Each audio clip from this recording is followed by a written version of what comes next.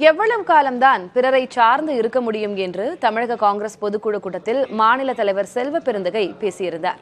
அதே கூட்டத்தில் பேசிய ஈவி.கே.எஸ். இளங்கோவன் தனியாக நின்று நாம் தோல்வியை மட்டுமே சந்தித்துள்ளதாக தெரிவித்துள்ளார். இருவர் பேசியதையும் இப்போது பார்க்கலாம்.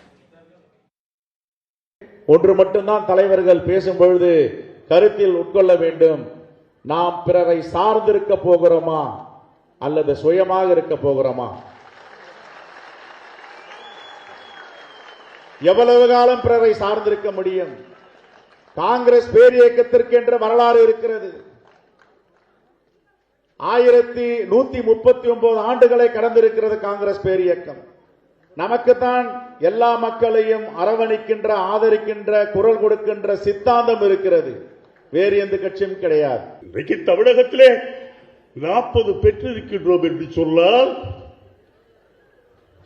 அதற்கு காரணம் திராவிட முன்னேற்ற கழகமும் அதனுடைய முதலமைச்சர் ஸ்டாலின் என்பதையும் நீங்கள் மறந்துவிடக் கூடாது. தனித்து நின்றோம். அன்றைக்கு சிவகங்கையிலும் கன்னியாகுமரியில் மட்டும் 1 லட்சம் ஓட்டுகள் வாங்கி தோற்றோம். மற்ற அத்தனையிலும் டெபாசிட் இழந்தோம். யாருக்கு இங்கே ஆசை இல்லை?